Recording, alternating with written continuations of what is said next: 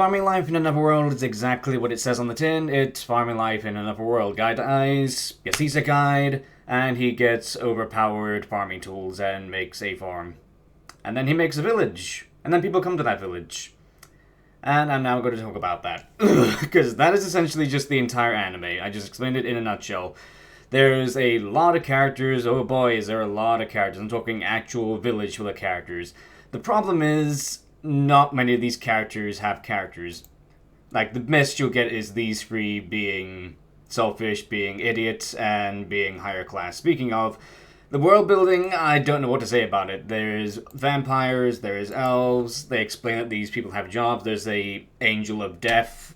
That's what the subtitles said. I didn't really get a grasp of what her name is in Japanese, but sub said she's the angel of death, so there's angels, they're just common, they're just natural. There's dark elves, but they're called mountain elves. There's lizard people. We never see the lizard girls, but I think that's because the creator was like, ooh, no, the girls have to all be pretty. See, look at all the pretty girls. Look at all the pretty girls. They're all pretty, pretty, pretty girls. And they say One Piece, all the girls are the same. But the best part about this is the feeling you get of seeing this go from basically nothing, just a forest, to a full-grown village with a water system. Like, not just a well, like a full, from the river, goes into detail about cooking with what he has, what he makes, pottery, essentially building civilization from the ground up. And, oh yeah, there's also ogres, but they're just the maids. I don't know why they're ogres, they're just maids with horns. There's a lot going on, the pacing is good, if it does feel a bit weird at times, like, main girl gets pregnant around the end of the first season, and then 2 days later she's in labor. It's just, I don't get it. Like, the main guy doesn't even grow a beard, and they clearly don't have shavers, so he just doesn't grow a beard. He doesn't get old. 2OP, please no.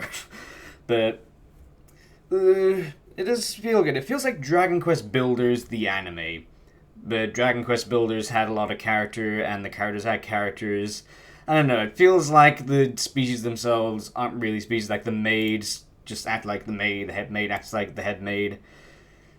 I'd say if you want a better experience, just watch Slime Isekai. Just do not go into this expecting any real character development. I think the one that gets the most character arc is the dogs, or at least the main dog. He explains his backstory, how he was born, how he met his partner, and how he met the main character. That's the most arc we get.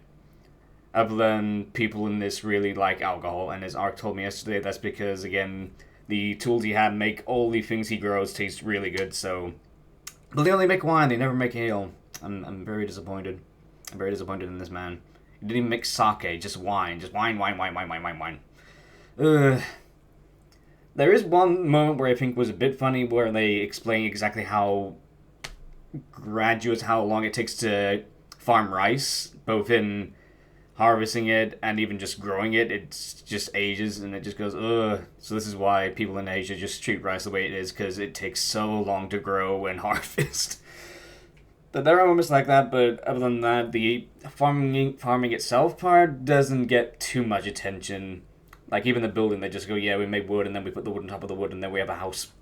Like, they just go, oh yeah, these people, they know what they're doing, so we're going to leave that their job in the village. Their job is making the beer, their job is the building, their job is patrolling the forest. Like, some things just get glossed over, and understandably their focus is just building the village. But just for example, the High Elves, yes, the High Elves, have you heard of the High Elves? They get introduced almost immediately, I think around episode 2, and they're like, oh, the High Elves, they just roamed this forest forever because their home was gone, and they survived like this, and it's like, okay, what happened to them? Not gonna tell you, okay. It's like, that's a kind of, like, just a hint, just say, oh, the humans did this, oh, there was this war, just no, they just don't have a home.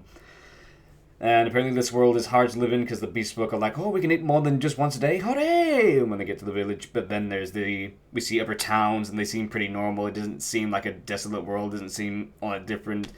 But would I recommend this? Sure, if you want to just see Slime Isekai abridged, if you want to see it. That time got reincarnated as a slime, just with more species, less character, and just put into an entire 12 episodes instead of calmly over time. Like I said, the pacing, it's kind of an issue, but you don't really notice it.